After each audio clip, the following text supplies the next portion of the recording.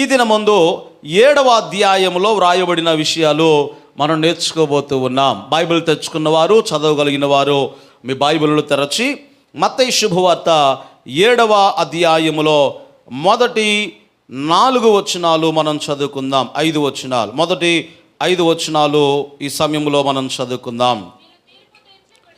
మీరు తీర్పు తీర్చకుడి, అప్పుడు మిమ్మును గూర్చి తీర్పు తీర్చబడదు. మీరు తీర్చేటువంటి తీర్పు చొప్పుననే మిమ్మును గూర్చియు తీర్పు తీర్చబడును. మీరు కొలుచు కొలత చొప్పుననే మీకును కొలవబడును. నీ కంటిలో ఉన్నటువంటి దూలమును ఎంచక నీ సహోదరుని కంటిలో ఉన్న నలుసును చూచుట ఎలా? నీ కంటిలో దూలముండగా నీవు నీ సహోదరుని చూచి నీ కంటిలో ఉన్నటువంటి నలుసును తీసివేయనిమ్మని చెప్పనేలా? వేషధారి, మొదట నీ కంటిలో ఉన్న దూలమును తీసివేసుకొనుము, అప్పుడు నీ సహోదరుని కంటిలో ఉన్న నలుసును తీసివేయుటకు నీకు తేటగా కనబడును. ఈ భాగాన్ని జాగ్రత్తగా మీరు అర్థం చేసుకోండి. 5వ అధ్యాయము నుండి మనం వస్తే ప్రభు ఏం చెప్పుకుంటూ వచ్చాడో కొన్ని ఆజ్ఞలు ఇచ్చారండి. ప్రసంగంలోనే కొన్ని ఆజ్ఞలు కూడా ప్రభు ఇచ్చాడు. ఆ ఆజ్ఞల్లో మొదటిది ఏంటి అంటే నరహత్య చేయవద్దు అని చెప్పారు అక్కడ. తర్వాత వ్యభిచరించవద్దు, తర్వాత మీరు ప్రమాణము చేయవద్దు, ఇంకా ఏమన్నాడు? నీ పొరుగు వారిని నీవు ద్వేషింపవద్దు, వారిని ప్రేమించాలి అన్నాడు. ప్రార్థన చేసేటప్పుడు వేషధారుల వల్లే ఉండవద్దు, ధర్మకార్యాలు చేసేటప్పుడు వేషధారుల వల్లే ఉండవద్దు, ఉపవాసమును చేయనప్పుడు వేషధారుల వల్లే ఉండవద్దు, భూమి మీద మీ కొరకు ధనమును సమకూర్చుకొనవద్దు. అందులో ఇంకోటి ఏమిటాయంటే మీరు తీర్పు తీర్చవద్దు. ఏంటి చెప్పండి? మనం ఏం చేస్తామో అవన్నీ చేస్తున్నాములే, కానీ ఇది కూడా ఏదైతే ఉందో యేసయ్య ఇచ్చినటువంటి ఆజ్ఞ. ఇంకా మీకు చెప్పాలి అంటే వ్యభిచరించవద్దు అనే ఆజ్ఞ కింద దీన్ని పెట్టండి. తీర్పు తీర్చవద్దు. ఏంటి? వ్యభిచరించవద్దు అనేది ఆజ్ఞే, తీర్పు తీర్చవద్దు అనేది కూడా ఆజ్ఞే. మనం పైది చేస్తున్నామేమో కానీ కిందిది పాటించడం లేదు. ఆజ్ఞలతో పాటు ఇది కూడా మనం అనుసరించాలి కదా. తీర్పు తీర్చవద్దు అనే మాట ప్రభు ఇక్కడ మాట్లాడుతున్నాడు. జాగ్రత్తగా గమనించండి. ఎదుటి వ్యక్తికి నువ్వు చేసేటువంటి సహాయం ఏదైతే ఉందో, మాట ద్వారా కానీ, క్రియ ద్వారా కానీ, ధన రూపంలో కానీ, ఎదుటి వారికి నువ్వు చేసే సహాయం ఏదైతే ఉందో అది వారికి ఆదరణగా ఉండాలి తప్ప అది వారికి నొప్పిగా, బాధగా ఉండకూడదు అనే విషయాన్ని మీకు జ్ఞాపకం చేస్తూ ఉన్నాను. ఒకవేళ ఎదుటి వ్యక్తి విషయంలో నీవు తీర్పు తీరుస్తున్నావు అంటే అక్కడ ప్రభు ఏమన్నాడు తెలుసా? నువ్వు ఏ తీర్పు అయితే ఆ వ్యక్తికి నువ్వు తీరుస్తున్నావో అదే తీర్పు నీకు కూడా తీర్చబడును అన్నాడు. అన్నాడా? ఏమన్నాడు? చదవన్నా అక్కడ. నీవు ఏ తీర్పు అయితే ఎదుటి వ్యక్తికి తీరుస్తున్నావో అదే తీర్పు. ఇంకా ఏమన్నాడు? నువ్వు ఏ కొలతతో కొలుస్తావో, మానిక, కేజీయా, గిద్దె, ఎదుటి వ్యక్తి ఎడల ఏ కొలతతో నువ్వు కొలుస్తావో నీకు కూడా అదే కొలత కొలవబడును అని ప్రభు మాట్లాడుతూ ఉన్నాడు. కాబట్టి ప్రభునందు ఆత్మీయులరా, ఈ తీర్పు తీర్చకుడి అనేటువంటి ఈ మాటను మనం గమనించినప్పుడు కింద వచనాలు అన్నాడు కదా, నీ కంటిలో ఉన్నటువంటి దూలమును ఎంచక ఎదుటవాని కంటిలో ఉన్నటువంటి నలుసును నీవు చూస్తున్నావు అన్నాడు. అంటే ఈ కంటిలో ఏముంది చెప్పండి? దూలం అంటే తెలుసు కదా మీకు. ఈ కంటిలో దూలం ఉంది, కానీ ఏం వెతుక్కుంటున్నారు? ఎదుటివాని కంటిలో ఉన్న నలుసు వెతుక్కుంటున్నారు. మీరు అనుకోవచ్చు, దూలం అంటే ఏంటి? ఈయన కంట్లో పెద్ద పాపం ఉంది, అవతల వాని కంట్లో చిన్న పాపమే ఉంది, కాబట్టి పెద్ద పాపం ఉన్నవాడు చిన్న పాపం చేసేవాని పాపాలు ఎత్తుతున్నాడు అనుకుంటారు. అది కాదు దూలం అంటే. నీ కంటిలో దూలం అంటే పెద్ద పాపం కాదు, ప్రేమ లేని తత్వమే దూలం. ఏం చెప్పండి? ప్రేమ లేని తత్వాన్ని నువ్వు కలిగి ఉంటావు చూసావా, అదే నీ కంటిలో ఉన్నటువంటి దూలం. ఈ ప్రేమ లేని తత్వాన్ని ఎప్పుడైతే నువ్వు కలిగి ఉంటావో జాగ్రత్తగా గమనించాలి. ఈ ఎదుటి వ్యక్తి మీద ఎలా ఉంటుంది అంటే, ఒపీనియన్ ఎలా ఉంటుంది అంటే, ఆ వ్యక్తిగా ఏ మంచి చేయనట్టుగా, లేకపోతే ఏ మంచి కార్యాలు చేయనట్లుగా, ఒకవేళ ఆ వ్యక్తి ఏది చేసినా అది చెడ్డ కార్యంగా నీకు కనబడుతూ ఉంటుంది. ఎందుకొరకు? ప్రేమ తత్వం అనేది నీలో లేదు కాబట్టి. అదే పరిసయ్యులు, సుంకరులతో, శాస్త్రులతో ప్రభు ఏమన్నాడు అంటే, ఆ ప్రేమతత్వం అనేది మీలో లేదురా, మీ కంటిలో ఏముంది అంటే ఎదుటి వ్యక్తి అడల ద్వేషాన్ని నువ్వు పెంచుకున్నావు, కాబట్టి ఆ దూలాన్ని తొలగించుకో, అప్పుడు ఎదుటి వాని కంటిలో ఉన్న నలుసు నీకు తేటగా కనబడుద్ది అన్నాడు ప్రభు. స్తోత్రం చెప్పండి గట్టిగా. కాబట్టి ప్రభునందు ఆత్మీయులరా, నీకు ఇతరుల మీద దురభిప్రాయం ఒకవేళ కలుగుచు ఉన్నది అంటే వారి మీద ఉన్నటువంటి ద్వేషాన్ని బట్టి ఒకవేళ కలుగుతుందేమో, దాన్ని జాగ్రత్తగా మనమందరం కూడా విమర్శించుకోవాలి. పరిశుద్ధ బైబిల్ గ్రంథంలో కీర్తనకారుడు ఒక విషయాన్ని జ్ఞాపకం చేస్తున్నాడు. 15వ కీర్తన మొదటి 3 వచనాలను ఈ సమయంలో మనం చదువుకుందాం. 15వ కీర్తన మొదటి 3 వచనాలు చదువుతున్నారు, అందరూ కూడా తీసి చూడండి. యెహోవా నీ గుడారములో అతిథిగా ఉండదగిన వాడు ఎవడు? నీ పరిశుద్ధ పర్వతము మీద నివసింపదగిన వాడు ఎవడు? జాగ్రత్తగా గమనించండి. యెహోవా నీ గుడారము అంటే నీ నివాస స్థలము, పరలోకము అనుకుందాం. పరలోకము పరిశుద్ధమైనటువంటి స్థలం.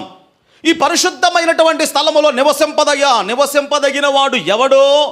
అక్కడ ఉండడానికి అర్హుడు ఎవడో అని ప్రశ్నిస్తున్నాడు ఈ కీర్తనకారుడు. మీరు చెప్పండి, ఎవరు అర్హులు? ఏమండి, అక్కడ నివసించడానికి అర్హులు ఎవరంటే ఆయన ప్రశ్న వేశాడు, మళ్ళీ ఆయనే సమాధానం ఇచ్చాడు. ఏంటా సమాధానం? యథార్థమైన ప్రవర్తన కలిగి, ఒకటి. రెండవది నీతిని అనుసరించుచు, మూడవది నిజం పలకాలి. ఎలా పలకాలి? అది కూడా అమ్మా మిమ్మల్ని హృదయపూర్వకంగా నిజం పలకాలి. ఆమెను చెప్పండి గట్టిగా. అదేంటి?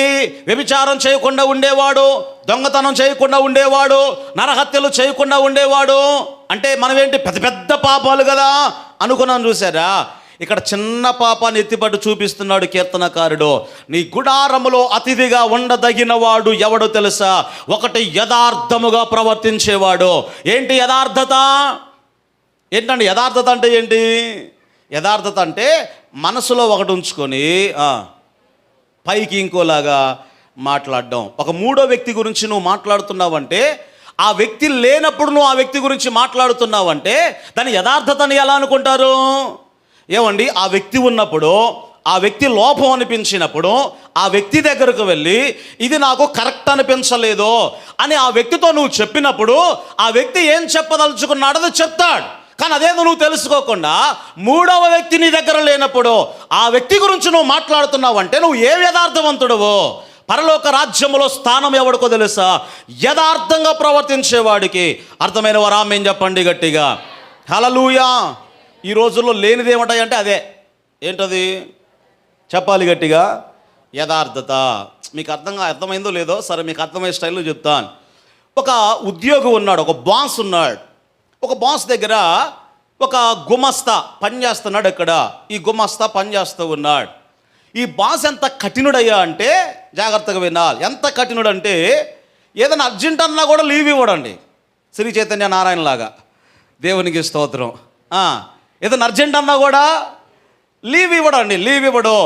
ఆయన ఏదన్నా అర్జెంట్ అంటే అది కూడా ప్రూఫ్లతో సహా ఆయన నిరూపించుకుంటే ఆయన ఎలాంటి తెలుసా?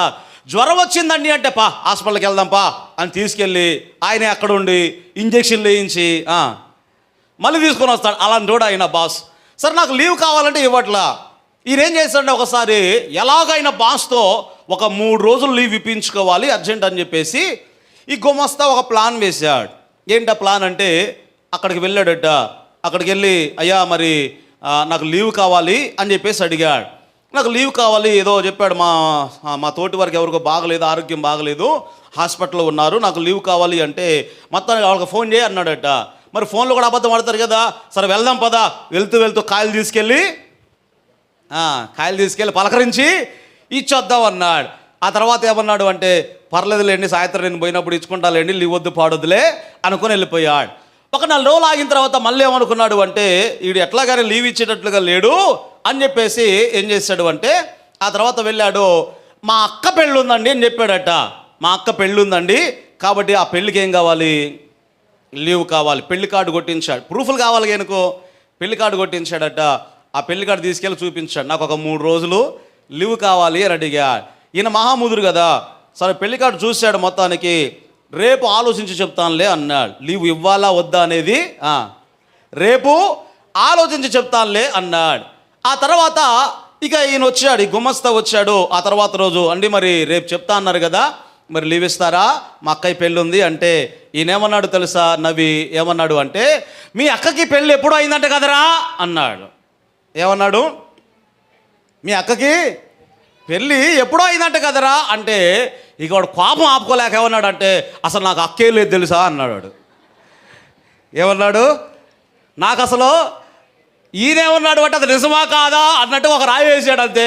మీ అక్కకి ఎప్పుడో పెళ్ళిందంటే కదరా అని చెప్పేసి ఒక రాయి వేస్తే ఈడు కోపం వచ్చి ఏమన్నాడు అంటే అది నిజమే, అసలు అక్కే లేదు. అంటే ఏంటి? మాటల్లో ఆడికి యథార్థత లేదు, చెప్పాలి ఇతనికి కూడా యథార్థత అనేది లేదు. ఈరోజు క్రైస్తవుల్లో అతి ఎక్కువగా జరిగేటువంటి పాపం ఏమిటంటే ఇదే, యథార్థత లేకపోవడం. మాట్లాడేటువంటి మాటల్లో యథార్థత లేదు, చేసేటువంటి కార్యాల్లో యథార్థత లేదు. పరలోకములో స్థానం ఎవరికై అంటే యథార్థముగా ప్రవర్తించే వారికి. తర్వాత ఏమన్నాడు? నీతిని అనుసరించే వారికి. మూడవది ఏమన్నాడు? హృదయపూర్వకముగా నిజము పలకాలి. స్తోత్రం చెప్పండి గట్టిగా. ఏం పలకాలి? నిజం కూడా ఎలా పలకాలి? అది హృదయపూర్వకముగా నిజము పలుకువాడే అని రాయబడింది బైబిల్లో. రోమా పత్రికల నుండి 14వ అధ్యాయం చూడండి ఒకసారి ఆ మాట. అపోస్తలుడైన పౌలు రోమా సంఘానికి ఉత్తరాన్ని వ్రాస్తూ 14వ అధ్యాయము 4వ వచనముల నుండి కొన్ని విషయాలు మనకు జ్ఞాపకం చేస్తూ ఉన్నాడు. 14వ అధ్యాయం 4వ వచనములో, పరుని యొక్క సేవకునికి తీర్పు తీర్చడానికి నీవు ఎవరు అన్నాడా? ఎవడు అన్నాడా? చెప్పాలి. ఎవరు రాసింది ఉత్తరం? మీ నాన్నగారా? అపోస్తలుడైన పౌలు గారు. ఆయన వాడిన భాష ఏంటో తెలుసా? అక్కడ పరునికి తీర్పు తీర్చడానికి నీవు ఎవడవో ఏమన్నాడు? నీవెవడవో. ఇంకా ఏమన్నాడు అక్కడ? అతడు నిలుచుండుట అయినను, చెప్పండి, పడియుండుట అయినను అతని సొంత యజమానుని పనియే. ఒకవేళ ఆ సేవకుడు పడిపోయాడా, అతడు ఖచ్చితంగా నిలుస్తాడు. ప్రభు అతనిని నిలవబెట్టడానికి శక్తిమంతుడు గనుక తీర్పు తీర్చడానికి నీవెవడవు అన్నాడు. ఆమేన్ చెప్పండి గట్టిగా. ఏమన్నాడు అక్కడ? తీర్పు తీర్చడానికి, పరుని సేవకునికి తీర్పు తీర్చడానికి నీవెవడవయ్యా? అసలు నీవెవడవో? నీకేం తెలుసు? బైబిల్లో రాయబడిన మాట, వెలిచూపును బట్టి నీవు తీర్పు తీరుస్తావు అన్నాడు. కానీ యేసయ్య వెలిచూపును బట్టి తీర్పు తీర్చడు. ఆయన ఏంటి వెలిచూపును బట్టి తీర్పు తీర్చడం అంటే? అబ్బో, ఆయన ఇట్లా తెల్లని వస్త్రాలు వేసాడు కాబట్టి ఆయన పరిశుద్ధుడు, ఆయన నల్ల బట్టలు వేసాడు కాబట్టి ఆయన పరిశుద్ధుడు కాదు, లేకపోతే ఆమె పలానా చేరగట్టింది కాబట్టి ఆమె పరిశుద్ధురాలు కాదు. నీకెందుకు? వాళ్ళ ఆయనకి ఇష్టమైంది, ఆయన కొనిచ్చాడు, ఆమె కట్టుకుంది, దేవునికి స్తోత్రం, వాళ్ళిద్దరికి ఇష్టమైంది, నీకేం పోయింది? ఏమండి అక్కడ రాయబడిన మాట, వెలిచూపును బట్టి తీర్పును తీర్చమాక, వెలిచూపును బట్టి తీర్పును తీర్చమాక. యెషయా గ్రంథంలో మాట రాయబడింది. చూస్తారు ఒకసారి 11వ అధ్యాయంలో 3-4 వచనాల్లో రాయబడిన మాట. అందరూ చూడండి ఒకసారి. యెషయా గ్రంథం 11వ అధ్యాయము 3-4 వచనాల్లో రాయబడినటువంటి మాట, యెహోవా భయము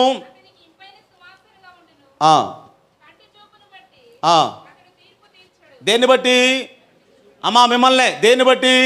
అది యేసయ్య గురించి చెప్పబడిన మాట. యేసయ్య మనలాగా కంటి చూపును బట్టి, చూచిన దాన్ని బట్టి ఆయన తీర్పును తీర్చడు. తాను వినిన దానిని బట్టి ఆయన విమర్శ చేయడు. అది అలాగే ఉంచండి. యోహాను శుభవార్తలోనికి వద్దాం. యోహాను శుభవార్త 7వ అధ్యాయము 24వ వచనాన్ని కూడా మనం చదువుకుందాం. 99% మంది క్రైస్తవులు ఆజ్ఞను పాటించకుండా ఉండేది ఈ ఆజ్ఞే. ఈ ఆజ్ఞలను ఫెయిల్ అయిపోతారు 99 మంది క్రైస్తవులండి, 99% క్రైస్తవులు. ఏంటి ఆజ్ఞ? 7వ అధ్యాయం 24వ వచనములో రాయబడిన మాట, వెలిచూపును బట్టి తీర్పు తీర్చక న్యాయమైన తీర్పును తీర్చండి. స్తోత్రం చెప్పండి గట్టిగా. యేసయ్య వెలిచూపును బట్టి ఆయన తీర్పును తీర్చడు. ఏం చూశాడో, ఏం విన్నాడో దానిని బట్టి ఆయన తీర్పును తీర్చడు. కాబట్టి స్పష్టంగా ప్రభు అయిన యేసుక్రీస్తు వారు ఈ మాట చెప్తున్నాడు, పరుల ఎడల పరాయి సేవకునికి నువ్వు తీర్పును తీర్చవద్దు. ఒకవేళ ఆ వ్యక్తి ఆత్మీయతలో పడిపోతున్నాడు అని తెలిసినప్పుడు నువ్వు చేయాల్సిందేంటో తెలుసా? ఆ వ్యక్తి గురించి నువ్వు ప్రార్థన చేయి. నిజంగా నువ్వు ఆత్మీయుడవైతే, నిజంగా నువ్వు ప్రార్థనాపరుడవైతే, ఆ పడిపోయేటువంటి వ్యక్తి ఆయన పడిపోయాడు అని తెలిస్తే ఒకవేళ ఆ వ్యక్తి గురించి ఏం చేయాలి? నీవు ప్రార్థన చేయాలి. బైబిల్లో హెబ్రీ సంఘానికి ఉత్తరాన్ని రాస్తూ 7వ అధ్యాయములో 25వ వచనములో ఒక విషయాన్ని పౌలు భక్తుడు జ్ఞాపకం చేస్తున్నాడు. మనందరికీ తెలిసిన విషయాలే, మనం నేర్చుకోవలసిన విషయాలు ఇవన్నీ కూడా. హెబ్రీ గ్రంథకర్త 7వ అధ్యాయము 25వ వచనముల నుండి ఒక వాక్యాన్ని మనకు గుర్తు చేస్తున్నాడు. చదవండి. ఈయన తన ద్వారా దేవుని యొద్దకు వచ్చువారి పక్షమున విజ్ఞాపనమును చేయుటకు నిరంతరము జీవించుచున్నాడు. మళ్ళీ చదువమ్మా. ఎవరమ్మా ఆయన? చదువు. నిరంతరం జీవించేది ఎవరు? మన పక్షంగా విజ్ఞాపన చేసేది. మరి ఇది కన్ఫ్యూజన్ అవుతున్నారు. ఎవరైనా? ప్రభు అయినటువంటి, చెప్పాలందరూ గట్టిగా, ఎవరైనా? ప్రభు అయినా యేసుక్రీస్తు వారు ఏం చేస్తున్నాడు? ఆయన తన యొద్దకు వచ్చు వారి పక్షముగా, చెప్పాలి, విజ్ఞాపన చేయడానికి నిరంతరము ఆయన జీవించుచున్నాడు. అంటే మన తండ్రి యొద్దకు వెళ్ళేంత వరకు కూడా మన పక్షముగా యేసయ్య అక్కడ ఏం చేస్తున్నాడు? చెప్పాలి, విజ్ఞాపన. రైట్, దాన్ని అలాగే ఉంచండి. ఇప్పుడు ప్రకటన గ్రంథంలోనికి వద్దాం. ప్రకటన గ్రంథంలో 12వ అధ్యాయము 10వ వచనంలో రాయబడిన మాట అందరూ చూడండి. ప్రకటన గ్రంథము 12వ అధ్యాయము 10వ వచనములో రాయబడినటువంటి మాట, మరియు ఒక గొప్ప స్వరము పరలోకమందు ఇలాగు చెప్పుట వింటిని, రాత్రింబవళ్ళు. ఎప్పుడటమా? ఈడు కూడా ఫుల్ టైం వర్కరే. రాత్రింబవళ్ళు మన దేవుని ఎదుట సహోదరులు సహోదరీల మీద నేరము మోపువాడైన అపవాది. ఎవరు చెప్పండి? ఎప్పుడు ఉదయం లేచిన దగ్గర నుండి రాత్రి పడుకునేంత వరకు రాత్రింబవల్లో ఎవరి మీద? మన సహోదరుల మీదను సహోదరీల మీదను నేరము మోపువాడైన అపవాది. ఇద్దరిని మీకు గుర్తు చేశా. ఇప్పుడు యేసయ్య చేసేదేంటి? చెప్పండి గట్టిగా. తన వారందరి కొరకు విజ్ఞాపన చేస్తున్నాడు. సాతానుడు చేసేదేంటి? అమ్మా, అందరి మీద రాత్రింబగళ్ళు ఏం చేస్తున్నాడు? నేరారోపణ చేస్తున్నాడు. ఇప్పుడు మీరు ఏ పార్టీలో ఉన్నారో మీరు చెప్పండి. ఇక అమ్మా, మీరు ఏ పార్టీలో ఉన్నారో? విజ్ఞాపన చేసే పార్టీలో ఉన్నారా? నేరారోపణ చేసే పార్టీలో ఉన్నారా? విజ్ఞాపన చేసే పార్టీలో ఉంటే యేసయ్య పార్టీలో ఉన్నట్లు, నేరారోపణ చేసే పార్టీలో ఉంటే ఆడి పార్టీలో ఉన్నట్లే. ఎవరి పార్టీలో? సాతాను పార్టీలో ఉన్నట్లే. అందుకొరకే మీకు జ్ఞాపకం చేస్తున్నాను, తీర్పు తీర్చకుడి అనే మాట స్పష్టంగా ప్రభు జ్ఞాపకం చేస్తూ ఉన్నాడు. పరాయి సేవకునికి తీర్పు తీర్చడానికి అసలు నీవెవడవో. ఈ మధ్య ప్రవీణ్ పగడాల గారు ఆయన చనిపోయిన తర్వాత ఆయన మీద చాలామంది రూమర్ చేశారు. సరే, ఆయన తాగి యాక్సిడెంట్ అయి చనిపోయాడని, మరి కొంతమంది ఏమో లేదు చంపి పడేశారని మరి కొంతమంది. సరే, ఏది ఏమైతేనే మనం ఆయన చూసిన దాన్ని బట్టి మనం తీర్పును తీర్చలేం. ఒక సేవకుడు అదే చెప్పాడు, యూట్యూబ్లో చెప్తున్నాడు. అన్న మందు తాగి యాక్సిడెంట్ చేశాడు. ఎట్లా చెప్పావా అంటే, వైన్ షాపులో మొహం కనబడిందా? కనపడలే. అదే టీషర్టు, కాకపోతే హెల్మెటు, మాస్క్ ఉంది. వెలుచూపును బట్టి తీర్పును తీర్చమాక ఎప్పుడు కూడా. ఒకవేళ పోస్ట్మార్టం రిపోర్ట్లో కూడా తాగి చనిపోయాడు, యాక్సిడెంట్ అయింది అని వచ్చినా కూడా అది కరెక్ట్ కాకపోవచ్చు కదా. ఎందుకొరకంటే ఆయన చనిపోవడానికి వారం రోజుల ముందే చెప్పాడు. ఆయన ఒక వీడియోలో ఏం చెప్పాడు అంటే, ఎవడో ఒక హైందవ మతానికి సంబంధించిన వాడు నా తల తీసేస్తాను అని చెప్పాడు. నేను వాడికి ఫోన్ చేసి చెప్పాలనుకుంటున్నాను. వాడు తల తీయడానికి వచ్చినప్పుడు నేను ఎక్కడున్నానో చెప్పాలి అనుకుంటున్నాను అన్నాడు. ఏమన్నాడు? వాడు నా తల తీయడానికి వచ్చినప్పుడు ఫోన్ చేయమని చెప్తాను. ఎందుకొరకు? నేను ఎక్కడున్నానో చెప్తాను. అంటే చావడానికి నేను సిద్ధంగా ఉన్నాను. కాబట్టి ఆయన ఎక్కడో ఆయన డ్రెస్ వేసుకొని ఆయనే కనబడ్డాడు, హెల్మెట్ అయింది, మాస్క్ అయింది అని చెప్పేసి అంటే, ఒకవేళ ఆయనను కొట్టి బలవంతంగా మద్యాన్ని తాగించి ఆ తర్వాత చంపి అక్కడ పడేసి ఉండొచ్చు. ఒకవేళ పోస్ట్ మార్టం రిపోర్ట్లు ఏం రావచ్చు కదా. అది ఏదైనా సరే, ఏదైనా జరిగి ఉండొచ్చు. కాబట్టి యూట్యూబ్లో మళ్ళీ పబ్లిక్గా ఏంటి లేదు, అన్నగారు మందు తాగి ఏంతో పాటు కూర్చొని తాగినట్టుగా ఆయన చెప్పడం, నాతో పాటు కూర్చొని తాగి ఆయన యాక్సిడెంట్ చేశాడు అన్నట్టుగా చెప్తున్నాడు యూట్యూబ్లో ఒక ఆయన. ఎందుకు ఈ మాట చెప్తున్నాను అంటే, పరాయి సేవకుడు లేదా ఏ సేవకుడైనా, ఏ విశ్వాసైనా సరే ఇతరులకు తీర్పు తీర్చడానికి నీవు ఎవడవో, ఒకవేళ అతడు పడిపోయిన స్థితిలో ఉంటే ఆ దేవుడు ఎవరో తెలుసా? అతనిని నిలవబెట్టడానికి శక్తి కలిగినటువంటి వాడు అన్నాడు పౌలు భక్తుడు. ఆమేన్ చెప్పండి గట్టిగా. అన్నాడా లేదా? ఏమన్నాడు? అతనిని నిలవబెట్టడానికి శక్తి కలిగిన వాడు దేవుడు, శక్తి కలిగిన వాడు. రోమాపత్రికలో 14వ అధ్యాయములో ఆ విషయాలు తెలియచేస్తూ ఉన్నాడు. మరి నువ్వేం చేయాలి? దేవుని కదా నువ్వు మొరబెట్టాల్సింది, దేవుని కదా నువ్వు ప్రార్థన చేయాల్సింది. ఒక వ్యక్తికి గురించి నీకు తెలిసినప్పుడు ఏదైనా, లేదా ఒక వ్యక్తి గురించి విన్నప్పుడు నువ్వేం చేయాలి? ఆ వ్యక్తి గురించి నువ్వు ప్రార్థన చేయి. కానీ ఎప్పుడు నువ్వు ఎక్స్పోజ్ చేస్తావు, లేకపోతే ఎప్పుడు దాన్ని నువ్వు ఇతరులకు వివరిస్తావు అంటే, ప్రేమ అనే తత్వం లేనప్పుడు. ఎప్పుడు చెప్పండి, చెప్పాలి గట్టిగా. ప్రేమ అనేది లేనప్పుడు. బైబిల్ ఒక మాట రాయబడింది, ప్రేమ దోషములను ఏం చేస్తుంది? దోషం ఉన్నా కూడా ఏం చేస్తుంది? కప్పివేస్తుంది. ఇప్పుడు మీ ఇంట్లో చిన్న పిల్లోడు ఉన్నాడండి, తండ్రి చెప్తాడు ఐస్ క్రీమ్ తినొద్దురా అంటాడు. సరే, వాడికి ఐస్ క్రీమ్ అంటే చాలా ఇష్టం. తండ్రి బయటికి వెళ్ళాడు, ఈ ఐస్ క్రీమ్ బండి ఈడు కూడా ఏం చేస్తాడు తెలుసా? పిల్లలు ఎక్కడెక్కడ ఆడుకుంటారో అక్కడే ఉంటాడు. తెలుసా మీకు? అంటే వాళ్ళ వ్యాపారాలు జరగాలి కాబట్టి, ఐస్లో అమ్ముంటే నా మీద తిట్టుకోమాకండి, దేవునికి స్తోత్రం. వాళ్ళకి అందరు జరగాలి కాబట్టి అక్కడ ఉంటారు. అక్కడ వాళ్ళకి తెలుసు, లేదా కార్యక్రమం దగ్గర అట్లా వెళ్తూ ఉంటారు కదా. ఈ పిల్లోడి దగ్గర బండి అక్కడే ఉంది, వీడు ఒకటే ఏడుస్తున్నాడు ఐస్ క్రీమ్ కావాలని. ఇక ఆయన అక్కడి నుంచి కదలటం లేదు. సరే, ఈ లోపల తల్లి వీడు బాధ తట్టుకోలేక, ఏడుపు భరించలేక కొనిచ్చిందట, ఐస్ క్రీమ్ కొనిచ్చిందండి. తిన్నాడు. సాయంత్రం పూట ముక్కలమ్మడు కొంచెం అట్లా చీవుడు గారుతూ ఉంది. ఈ లోపల నాన్నగారు అడిగాడు, ఎవరా ఐస్ ఏమని తిన్నావా అని అడిగాడండి. ఐస్ ఏమని తిన్నా అంటే అసలే తాగుంటాడు కదా నాన్న, ఎక్కడ కొట్టేస్తాడో ఏమో అన్నట్టుగా ముందే తల్లి ఏమంటుందో తెలుసా? లేదండి, తినలేదండి. ఏముంటుంది? కొనిచ్చింది ఎవరు? కొనిచ్చింది ఆమె. ఏం చెప్పింది? తినలేదు. ఎందుకు చెప్పిందండి? కొడుకంటే ప్రేమ కాబట్టి. అంటే ఆ ప్రేమలో అది ఏమైంది? దోషాన్ని కప్పివేసింది. ప్రేమ లేనప్పుడు ఏమవుద్ది? లేనిదాన్ని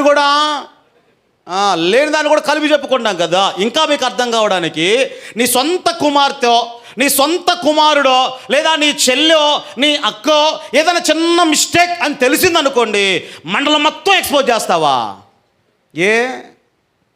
ఎందుకొరకు? నీ చెల్లంటే నీకు ప్రేమ, నీ కూతురు అంటే నీకు ప్రేమ. ఆ ప్రేమలో ఏం చేసావు? దాన్ని కప్పివేశావు. అదే కదా బైబిల్ చెప్పేది. ప్రేమ దోషములను ఏం చేస్తుందట? కప్పివేయను. ప్రేమ లేనప్పుడు ఏం జరుగుద్ది? వాటిని ఎక్స్పోజ్ చేస్తూ ఉంటారు. అదే ఇక్కడ మాట్లాడుతూ ఉన్నాడు. నిజంగా నువ్వు యేసయ్య పార్టీలో ఉంటే వారి కొరకు ఏం చేయాలి చెప్పండి? ప్రార్థన చేయండి అన్నాడు. సాతాను చేసేదేంటి? రాత్రింబవళ్ళు కూడా మన సహోదరుల మీద, సహోదరుల మీద ఏం చేస్తున్నాడు? నేరారోపణ చేయువాడు అని పరిశుద్ధ లేఖన భాగంలో వ్రాయబడి ఉన్నది. బైబిల్లో నుండి ఒక చిన్న ఉదాహరణ మీకు జ్ఞాపకం చేస్తాను. యాకోబు పత్రికల నుండి 3వ అధ్యాయము 6వ వచనముల నుండి ఒక వాక్య భాగాన్ని మనం చదువుకుందాం. అందరూ చూడండి. యాకోబు పత్రిక 3వ అధ్యాయము 6వ వచనముల నుండి దేవుని యొక్క వాక్యాన్ని మనం చదువుకుందాం. నాలుక అగ్నియే, నాలుక మన అవయవములలో ఉంచబడినటువంటి పాప ప్రపంచమై సర్వ శరీరమునకు ఏం కలుగజేస్తుంది? మాలిన్యమును కలుగ చేయును. నా వైపు చూడండి. నాలుకను దేంతో పోల్చాడు? నాలుక, అందరు చెప్పండి ఏమన్నాడు? నాలుక అగ్నియే అన్నాడు. ఈ లోకంలో రెండు అగ్నులు పనిచేస్తున్నాయండి. ఒకటి లోక సంబంధమైన అగ్ని, రెండవది పరిశుద్ధాత్మ అగ్ని. ఏం చెప్పండి? లోక సంబంధమైన అగ్ని, రెండవది పరిశుద్ధాత్మ అగ్ని. ఇప్పుడు ఈ నాలుకను దేంతో పోల్చాడు? నాలుక కూడా అగ్నియే. అగ్ని అని ఎలా పోల్చాడు అంటే కింద వచనాలు మీరు చదువుకుంటే చదవండి. కింద వచనాలు ఏం రాయబడింది? ప్రకృతి చక్రమునకు ఏం పెట్టుద్దట? ఏంటది? ఈ నాలుక ప్రకృతి చక్రానికి ఏం పట్టుదట? చిచ్చు పెట్టును అన్నాడు. అందుకొరకే పెంతుకొస్తు పండుగ దినమందు పరిశుద్ధాత్మ దేవుడు రావడమే ఆయన ఏం చేశాడు తెలుసా? నాలుకల మీద వ్రాలాడు. అంటే ఈ నాలుకలు అగ్ని నాలుకలుగా విభాగింపబడ్డాయి. అంటే ఇంతకుముందు లోక సంబంధమైన నాలుకగా ఉన్న నాలుక ఇప్పుడు దేని గురించి ప్రకటిస్తూ ఉంది అంటే యేసయ్యను గురించి ప్రకటిస్తూ ఉంది. ఆమేన్ చెప్పండి గట్టిగా. నిజంగా పరిశుద్ధాత్మ దేవుడు నీలో ఉంటే నీ నాలుక ఏం చేయబడుద్ది? మార్చబడుద్ది. నాలుక మార్చబడుద్ది. మీకు అర్థం కావడానికి ఇంతకుముందు డాక్టర్స్ ఏం చేస్తారంటే, మీరు హాస్పిటల్కి వెళ్ళారనుకోండి, హాస్పిటల్కి వెళ్ళగానే మీకు ఏదైనా రోగం, జ్వరమో ఏదో బలహీనత ఏదో వచ్చింది అనుకుందా, ఏదైనా రోగం వచ్చినప్పుడు అక్కడ హాస్పిటల్కి వెళ్ళగానే ఇప్పుడు కూడా కొంతమంది డాక్టర్లు చెప్తారు, ఆర్ఎంపీ డాక్టర్లు కానీ పెద్ద పెద్ద డాక్టర్లు కానీ ఏం చేస్తారంటే వెళ్ళగానే అని నోరు తెరువు అంటాడు. అంటే ఏంటి? నాలుగెట్లా చూపించు అంటాడు. నాలుగెట్లా చూపించగానే ఆ నాలుగు మీద మన ఏం చూస్తానో అది లేదు, మచ్చలా లేకపోతే నాలుగు రంగు మారిద్దా, ఏదో మొత్తానికి నాలుగు ఇలా చూపించగా నాలుగు చూపించగానే నీకు లోపల వైరస్ ఉందయ్యా, జబ్బు ఉంది, జ్వరం ఉంది అని ఏదో ఒకటి మెడిసిన్ రాసిస్తూ ఉంటాడు. అంటే పైన ఉన్న నాలుకను చూసి ఏం చెప్తాడు? జబ్బు ఉందా లేదా అని చెప్తాడు. ఇప్పుడు నువ్వు ఆత్మీయుడవా కాదా అని చెప్పడానికి కూడా చెప్పండి గట్టిగా, ఇదే కారణం. స్తోత్రం చెప్పండి గట్టిగా. హల్లెలూయా. జబ్బుందో లేదో తెలియడానికి ఇదే. నువ్వు ఆత్మీయుడో కాదో తెలియడానికి కూడా ఏ కారణం చెప్పండి? వాళ్ళు లేదండి మేము బాగా ప్రార్థన చేస్తామండి, వారం మంచిదే, అన్ని మంచియే. కానీ నీ ఆత్మీయతను డిసైడ్ చేసేది ఏంటో తెలుసా? నీ నాలుక. యెషయా ప్రవక్త తెలుసా మీకు? బైబిల్లో యెషయా ప్రవక్త తెలుసా తెలియదా? ఏం చేశాడు ఆయన? అత్యున్నతమైన సింహాసనమందు ప్రభు ఆసీనుడై ఉండగా నేను చూచితిని అన్నాడు. అంతకుముందు ఏం చేశాడు తెలుసా? 5వ అధ్యాయం చూడండి ఒకసారి. యెషయా గ్రంథములో 5వ అధ్యాయములో 8వ వచనాన్ని మీరు చదువుకుంటే అక్కడ రాయబడిన మాట. యెషయా గ్రంథం 5వ అధ్యాయము 8వ వచనములో రాయబడిన మాట. 5వ అధ్యాయం అమ్మా, 5వ అధ్యాయము 8వ వచనం. 5వ అధ్యాయము 8వ వచనం. మీరు మాత్రమే దేశంలో నివసించున్నట్లు ఇంటికి ఇల్లు కలుపుకొని పొలానికి పొలం చేర్చుకున్న వారికి అరే మీకు శ్రమ. ఏమన్నాడు? మీకు శ్రమ అన్నాడు. తర్వాత 11వ వచనములో మద్యాన్ని సేవించే వారులారా వేకువన లేచి ద్రాక్ష రసము తమకు మంట పుట్టించే వరకు చాలా రాత్రి వరకు పానము చేయువారులారా మీకు శ్రమ అన్నాడు. 20వ వచనములో ఏమన్నాడు? కీడును మేలనియో మేలును కీడనియో చెప్పుకొని చీకటి వెలుగనియో వెలుగు చీకటినియో ఎంచుకొని వారికి శ్రమ. చేదును తీపనియో తీపిని చేదనియో ఎంచుకొని వానికి శ్రమ. 21వ వచనం కూడా తమ దృష్టికి తాము జ్ఞానులమనియో తమ ఎన్నికలో తాము బుద్ధిమంతులమనియో తలంచుకొని వానికి అరే పొలం లాక్కునేవాడికి నీకు శ్రమ, తాగుబోతా నీకు శ్రమ, తిట్టుబోతా నీకు శ్రమ. ఎవరు చెప్తున్నారు ఈ మాట? యెషయా ప్రవక్త. కానీ 6వ అధ్యాయములో అత్యున్నతమైన సింహాసనమందు ప్రభువును చూడగానే 5వ అధ్యాయములో 6వ అధ్యాయములో కింద వచనాల్లో మీరు చదువుకుంటే అక్కడ ఏమన్నాడు తెలుసా? 5వ వచనములో నాకు శ్రమ, నేను నశించితిని అన్నాడు. ఏమన్నాడు? చెప్పాలి గట్టిగా. అప్పటి వరకు ఏమన్నాడు? నీకు శ్రమ, వానికి శ్రమ అన్నాడు. ఒక్కసారి దేవుడు కనబడగానే అసలు ఈయన నాలుకేంటో ఈయన నోరేంటో అప్పుడు అర్థమైంది. అప్పుడు దేవదూత ఏం చేశాడు అంటే కారులో నుండి తీసినటువంటి దాన్ని ఏమంటారన్నా ఒక సువ్వను పట్టుకొని ఏం చేశాడు? నాలుకకు తగిలించాడు. అంటే దీని అర్థం ఏంటి? ఇది అపవిత్రమైన నాలుక. అప్పటి వరకు పొరుగువాని మీద నింద మోపినటువంటి నాలుక ఇప్పుడు ఏం చేస్తా ఉంది? యేసయ్యను ప్రకటించడానికి నేను వెళ్తాను అన్నాడు. స్తోత్రం చెప్పండి గట్టిగా. అన్నాడా లేదా? ఏమన్నాడు? వాక్యమును బోధించడానికి, ప్రభువుని గురించి మాట్లాడడానికి నేను వెళ్తాను. నీ పెదవులు కాల్చబడకపోతే, నీ నాలుక కాల్చబడకపోతే ఇతరుల గురించి నువ్వు మాట్లాడతావు.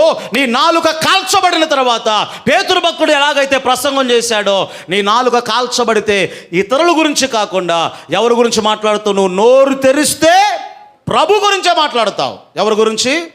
ప్రభు గురించే. కాబట్టి ప్రభునందు ఆత్మీయులరా, క్రైస్తవులముగా మనము ఏం చేయకూడదు అంటే, మీరు తీర్పు తీర్చకుడి అన్నాడు. మరి ఏం చేయాలి?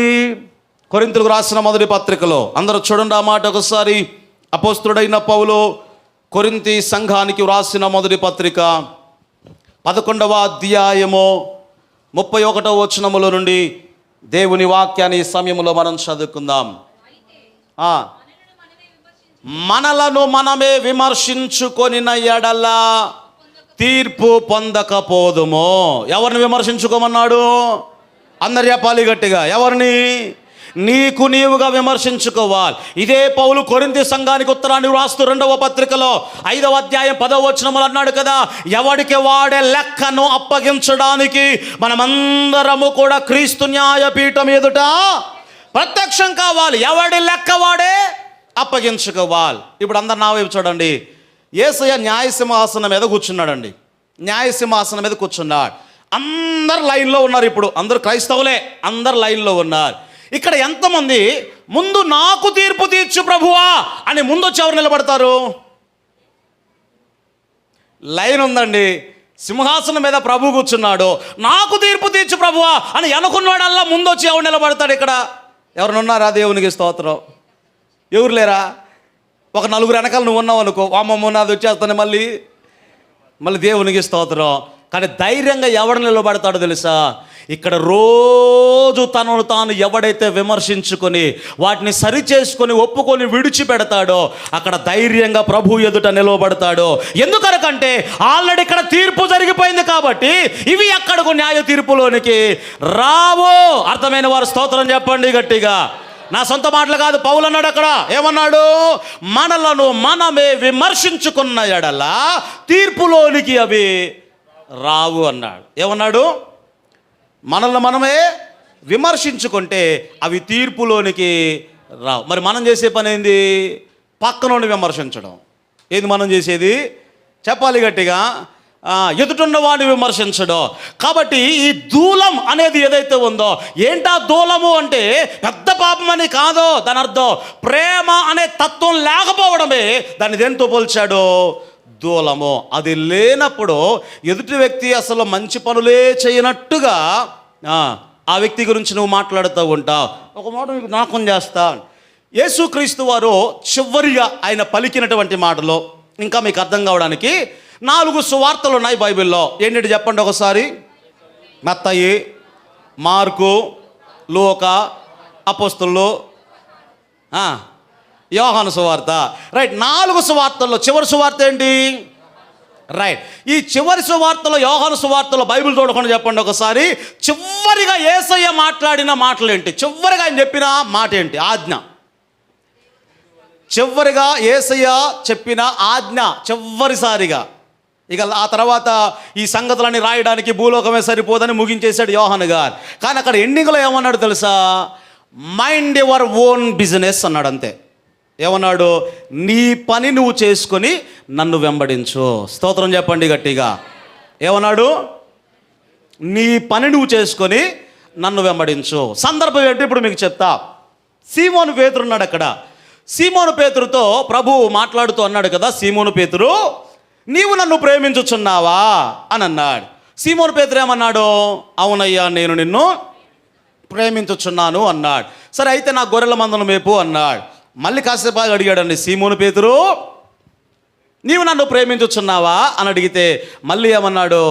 అవును ప్రభువా, నేను అందరికంటే నిన్ను ఎక్కువగా ప్రేమిస్తున్నాను అన్నాడు. అప్పుడు మళ్ళీ ఏమన్నాడు? అయితే నా గొర్రెల మందను మేపు అన్నాడు. మూడోసారి కూడా అడిగాడండి. ఏమని? సీమోను పేతురు, నీవు నన్ను ప్రేమించుచున్నావా అంటే 3 సార్లు పదే అడిగితే ఏం చెప్పాలి? ఇక నాకు తెలియదయ్యా, అది నీకే, నువ్వు మనసులో ఎరిగిన వాడో కదా, అది నీకే తెలియను అన్నాడు. ఆ తర్వాత సరే అయితే నా సంఘమును మేపు అని చెప్పేసి ఈ 3 సార్లు ప్రభు చెప్పాడు. ఆ తర్వాత అన్నాడు కదా, నువ్వు ముసలవాడవైన తర్వాత నీకు ఇష్టము లేనటువంటి స్థలానికి నీవు తీసుకొని పోబడతావు, యువకులు నిన్ను కర్రకు కట్టి మోసుకెళ్తారు, ఆ తర్వాత భయంకరమైనటువంటి శ్రమను అనుభవించి నువ్వు చస్తావు, నా కొరకు భయంకరమైన శ్రమను అనుభవించి నువ్వు చస్తావు అంటే పేతురు గారికి అర్థమైపోయింది యేసయ్య కొరకు నేను ఎంత భయంకరమైన చావు చావాలో. ఇక ఎట్లా చంపబడతాడో తెలియదు కానీ భయంకరంగా నేను కొట్టబడి చచ్చిపోతాను అని పేతురు గారికి అర్థమైపోయింది. ఈ మాటలు చెప్తా ఉండగా అటువైపు నుంచి యోహాను గారు వస్తున్నాడండి. యోహాను గారు వస్తూ ఉంటే, ప్రభువా నా సంగతి ఏమలే కానీ ఆయన సంగతి ఏంది? ఎవరి సంగతి చెప్పండి.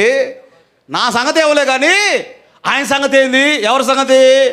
యోహాను. ఆయన ఎట్ట చచ్చిపోతాడంటే అప్పుడు యేసయ్య ఏమన్నాడు, నాయనా నేను వచ్చేదాకా ఆయన బ్రతికొనడం నాకు ఇష్టమైతే అది నీకెందుకు, నువ్వు మాత్రం నన్ను వెంబడించు అన్నాడు. స్తోత్రం చెప్పండి గట్టిగా. చివరిగా యేసయ్య చెప్పిన మాట అదే సువార్తల్లో. చివరిగా ఏం చెప్పాడంటే మైండ్ యువర్ ఓన్ బిజినెస్, నువ్వు నన్ను వెంబడించు అంతే. నువ్వు చేయాల్సిందేంటి? నీవు నన్ను వెంబడించు, నువ్వు చేయాల్సిందంతే. పేతురు అడుగుతున్నా ఆయన సంగతి ఏంటి? చాలా ఆమె సంగతి ఏంటి? ఈయన సంగతి ఏంటి? నీకెందుకు? ముందు నువ్వు ప్రభువును వెంబడించు. స్తోత్రం చెప్పండి గట్టిగా. హల్లెలూయా. నరకానికి వెళ్ళడమా పరలోకానికి వెళ్ళడమా? ఒక మాట మీకు జ్ఞాపకం చేస్తాను. యేసయ్య ఎప్పుడు తీర్పు తీరుస్తాడండి మనిషికి? యేసయ్య తీర్పు ఎప్పుడు తీరుస్తాడు? ఈ భూమి మీద నుంచి పోయిన తర్వాతనా? అమ్మగారు చెప్పారు. ఎప్పుడు? చచ్చాక. ఎప్పుడు చెప్పండి? మనుషులందరూ చనిపోయిన తర్వాత అప్పుడు దేవుడు ఏం చేస్తాడు? భూమి మీద ఏం చేస్తాడంటే క్రమశిక్షణలో పెడతాడు. అది తీర్పు కాదు. తీర్పు అంటే ఏంటి? వీడు పాపి, వీడికి నరకం, వీడు పరిశుద్ధుడు, ఇతనికి పరలోకం. అది తీర్పు. తీర్పు ఎప్పుడు? మనిషి చనిపోయిన తర్వాత. చదవండి ఒకసారి హెబ్రీ పత్రికలో నుండి 9వ అధ్యాయము 27వ వచనముల నుండి ఆ వాక్యాన్ని మనం చదువుకుందాం. నిద్ర వస్తుందమ్మా అందరికీ? స్తోత్రం చెప్పండి గట్టిగా. హల్లెలూయా. హెబ్రీ పత్రిక 9వ అధ్యాయము 27వ వచనముల నుండి మనం చదువుకుందాం. ఎన్నిసార్లు? మనుషులు ఒక్కసారే చనిపోవాలి, అలా నియమించబడింది. ఆ తర్వాత ఏం జరుగుద్ది? మనుషులు చచ్చిపోతారు, ఆ తర్వాత ఏం జరుగుద్ది? తీర్పు జరుగుద్ది. అంటే యేసయ్య తీర్పు ఎప్పుడు చెప్తాడు? మనుషులు చనిపోయిన తర్వాత.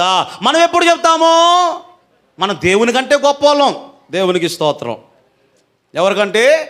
యేసయ్య కంటే మనం చాలా గొప్ప వాళ్ళం. మనిషి బతికున్నంతకాలం తీర్పులు తీరుస్తూనే ఉంటాం. చివరికి తీర్పు తీర్చి సాతాన్లాగా మారిపోయి నరకానికి పోతావు. జాగ్రత్త. ఖచ్చితంగా రాసిస్తా నేను. ఇతరుల మీద నేరారోపణ చేసే ప్రతి వాడు నరకానికి పాత్రుడు. ఎందుకొరకయ్యా అంటే యేసుక్రీస్తు వారు ఇతరుల నిమిత్తమై ప్రార్థించేవాడు. అపవాది చేసే పని ఏమిటంటే రాత్రింబవల్లో దివారాత్రములు ఇతరుల మీద నేరారోపణ చేయువాడు. నువ్వు ఏ పార్టీలో ఉన్నావు? యేసయ్య కూడా మనిషి చనిపోయిన తర్వాత తీర్పు తీరుస్తాడండి. అదే ఒకవేళ బతుకున్నప్పుడే తీర్పు తీర్చాడు అనుకోండి, యేసుక్రీస్తుతో పాటు శిలువ మీద 2 దొంగలు ఉన్నారండి. ఆయన శిలువ వేయబడగానే ఏం రా దొంగల్లారా, నాతో పాటు మీరు ఉంటారా, మీరు నరకానికి పోతారు అని వెంటనే తీర్పు తీర్చాడు అనుకోండి శిలువ ఎక్కగానే. ఇక ఆ తర్వాత శిలువ మీద ఉన్న దొంగ పరదేశికి వెళ్ళకుండా ఎక్కడికి వెళ్ళాలి? చెప్పాలి గట్టిగా. నరకానికి వెళ్ళాలి. కానీ తీర్పు తీర్చలా. ప్రభు ఆగాడు. చివరిలో ఆయన ఏం చేశాడు అంటే మారు మనసు పొందాడండి. అప్పటిదాకా క్రీస్తు గురించి తెలియదు ఆయనకు, అప్పుడే తెలుసుకున్నాడు. దీని అర్థం ఏంటి?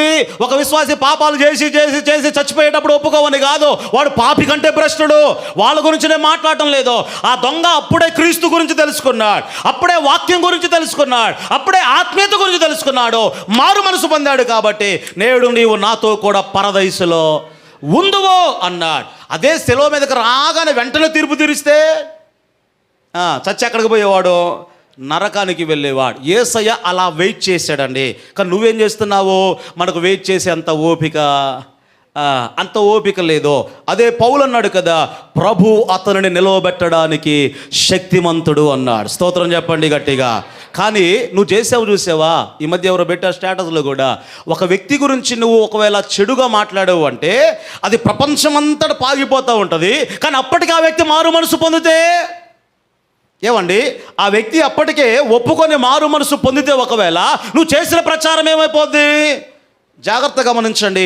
ఒక వ్యక్తి యొక్క సౌశీల్యాన్ని, ఒక వ్యక్తి యొక్క సాక్ష్యాన్ని చంపే అధికారం నీకు లేదో. సాక్ష్యాన్ని చంపాలి అంటే నిమిషం పని. కానీ ఆ సాక్ష్యాన్ని కాపాడుకోవాలంటే కొన్ని సంవత్సరాలు పట్టుద్ది. ఎన్ని సంవత్సరాలు? కొన్ని సంవత్సరాలు పట్టుద్ది. సాక్ష్యాన్ని కాపాడుకోవాలంటే, దాన్ని పోగొట్టాలంటే ఎంత పని అండి? సెకండ్, నిమిషం పని. జాగ్రత్త, ఈ విషయంలో దేవుడు సహించడు. అదే ఆజ్ఞలో వ్యభిచరించవద్దు, దొంగతనం చేయవద్దు. ఈ ఆజ్ఞలో కూడా ఒక ఆజ్ఞ ఏంటది? నీవు తీర్పు తీర్చవద్దు. ఏమని చెప్పాడు తెలుసా? ఇతరులకు నువ్వు ఏ విషయంలో తీర్పు తీరుస్తున్నావో కరెక్ట్గా అదే విషయంలో నీకు కూడా తీర్పు తీర్చబడును అన్నాడు యేసయ్య. ఇది సత్యం. ఆమె చెప్పండి గట్టిగా. ఏమన్నాడు? ఇతరులకు ఏ విషయంలో నువ్వు తీర్పు తీరుస్తున్నావో అదే విషయంలో నీకు కూడా తీర్పు తీర్చబడును. ఏ కొలతతో నువ్వు కొలుస్తావో ఆ కొలతతోనే నీకు కొలవబడును. చివరిగా ఒక చిన్న ఉదాహరణ బైబిల్ నుండి మీకు జ్ఞాపకం చేస్తారు. ఇద్దరు వ్యక్తులు ఉన్నారు, అన్నదమ్ములు. ఒక తండ్రికి చిన్న కుమారుడు ఏం చేశాడంటే ఆస్తిని తీసుకున్నాడు, దూరదేశానికి వెళ్ళిపోయాడు. అతడు ఏం చేశాడంటే దుర్వ్యాపారములు చేసి తన ఆస్తి అంతా కూడా పాడు చేసుకున్నాడు. దుర్వ్యాపారము చేసి ఆస్తి అంతా కూడా పాడు చేసుకున్నాడు. అయితే అతను ఆస్తి అంతా పోగొట్టుకున్న తర్వాత, అయితే వాడు బుద్ధి వచ్చినప్పుడు తన తండ్రి ఇంటికి మరలా ఆయన తిరిగి వచ్చాడు అని రాయబడింది. ఆస్తి అంతా పాడు చేసి ఈ చిన్న కుమారుడు ఏం చేశాడు? తండ్రి ఇంటికి తిరిగి వచ్చాడండి. రాగానే తండ్రి ఏం చేశాడంటే గొప్ప విందు ఏర్పాటు చేశాడు. ఎందుకొరకు? చనిపోయిన నా కుమారుడు తిరిగి వచ్చాడు అన్నంత ఆనందంతో గొప్ప విందు ఏర్పాటు చేశాడండి. అప్పుడు ఆ టైంలో పెద్ద కుమారుడు ఇంట్లో లేడు, ఆయన వచ్చాడు. చాలామంది దీని గురించి మనం నేర్చుకుంటాం. కానీ ఇక్కడ గ్రహించాల్సినటువంటి సారాంశం ఏంటో తెలుసా?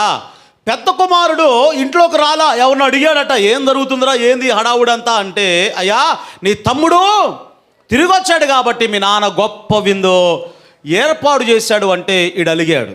ఎవరో పెద్ద కుమారుడు అలిగాడు. ఇంట్లోకి వచ్చాడా? ఇంట్లోకి రాలా. ఎక్కడున్నాడు? దూరంగా అక్కడ నిలబడ్డా. ఇంటి గుమ్మం బయట ఎక్కడో నిలబడితే ఈ నాన్నకు పరిగెత్తుకుంటూ వెళ్ళాడట. అరే తమ్ముడు వచ్చాడా, రారా లోపలికి రారా అని చెప్పేసి ఆహ్వానిస్తూ ఉంటే ఆడేమన్నాడు తెలుసా?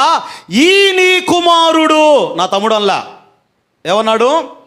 ఈ నీ కుమారుడు, చదవము ఒకసారి ఆ మాట, వేశ్యలతో తన ఆస్తినంతా కూడా కాజేసుకొని వచ్చాడు. ఏమన్నాడు? అదే మాట అన్నాడు. లూకా శుభవార్తలో 15వ అధ్యాయములో మీరు చదువుకుంటే ఆ మాట అక్కడ రాయబడి ఉన్నది. లూకా శుభవార్త 15వ అధ్యాయము 24వ వచనమా 25వ వచనం అనుకుంటా, 25, 26. అమ్మా 27వ వచనం చదువు. నీ తమ్ముడు వచ్చి ఉన్నాడు, అతడు తన యొద్దకు సురక్షితముగా వచ్చినందున నీ తండ్రి కొవ్విన దూడను వధించినని అనెను. అయితే అతడు కోపపడి లోపలికి వెళ్ళనొల్లకపోయెను గనుక తండ్రి వచ్చి బతిమాలుకుంటున్నాడట, లోపల రారా నాయన, నీ తమ్ముడు వచ్చాడు, విందు చేశాను, లోపలికి రారా అంటే 29వ వచనం. అందరూ చూడాలి ఈ మాట. ఏమన్నాడు? అందుకతడు తన తండ్రితో, ఇదిగో ఇన్ని ఏళ్ల నుండి నిన్ను సేవించుచున్నానే, నీ ఆజ్ఞను నేను ఎన్నడూ కూడా మీరలేదే, అయినను నా స్నేహితులతో సంతోషపడినట్లుగా నీవు నాకు ఎప్పుడు కూడా ఒక మేక పిల్లనైనా కూడా ఇయ్యలేదు కదా. చదవండి. అయితే నీ ఆస్తిని వేశ్యలతో తినివేసిన ఈ నీ కుమారుడు రాగానే కొవ్విన దూడను వధించావు కదా అన్నాడు. ఏమన్నాడు? అక్కడ మన పాయింట్ ఏమంటాయంటే, నీ ఆస్తిని వేశ్యలతో పాడు చేశాడు అన్నాడు కదా. ఈడెళ్ళి చూశాడా? ఏమండి? లేదో. వేశ్యలతో తిరిగినట్లు అక్కడ ఏమైనా రాయబడిందా? లేదో. ఏముంది అక్కడ? దుర్వ్యాపారమును చేసి తండ్రి ఆస్తిని పాడు చేసెను. ఏముంది అక్కడ? దుర్వ్యాపారమును చేసి తండ్రి ఆస్తిని పాడు చేసుకున్నాడు. మరి ఇప్పుడు ఈ వ్యక్తి ఏం కలిపాడు? వేశ్యలతో ఆస్తి అంతా కూడా నాశనం చేశాడు. తిరిగి వచ్చాడు, వాడికి నువ్వు గొప్ప విందు చేశావు, అని తమ్ముడు మీద నేరారోపణ చేస్తూ ఉన్నప్పుడు జాగ్రత్తగా మీరు వినాలి. తండ్రి చెప్తున్నాడు కదా, ఏంద్ర అదేంట్రా, నీ తమ్ముడు చనిపోయి తిరిగి లేచినట్లే కదా, ఇంటికి తిరిగి వచ్చాడు కదా, అందుకోసం గొప్ప విందు చేశానురా అని ఈ మాట చెప్తున్నాడు. ఇప్పుడు జాగ్రత్తగా వినాలి. ఈ ఉపమానం యొక్క ఆరంభంలో ఇంటి బయట ఎవరున్నారు? ఉపమానం యొక్క ఆరంభములో ఇంటి బయట ఎవరున్నారు? చిన్న కుమారుడు ఇంటి నుంచి బయటికి వెళ్ళిపోయాడు. ఉపమానం యొక్క ముగింపులో ఇంటి బయట ఎవరున్నారు? పెద్ద కుమారుడు. అంటే ఏంటి? నేరారోపణ చేసే పెద్ద కుమారుడు ఎక్కడున్నాడు అంటే దేవుని ఇంటి నుండి గెంటి వేయబడ్డాడు. ఏం చేయబడ్డాడు? నేరారోపణ చేసే వారి పరిస్థితి అదే. ఎక్కడ? దేవుని ఇంటికి మనం ఎక్కడుంటామో తెలుసా? బయట. దేవుని ఇంటికి మనము బయట ఉంటాం. కాబట్టి మనం చేయాల్సింది ఒక్కటే, దేవుని పార్టీలో ఉంటే యేసయ్య వలె ప్రార్థన చేయి. సాతాను పార్టీలో ఉంటే రాత్రింబవలు ఏం చేయొచ్చు?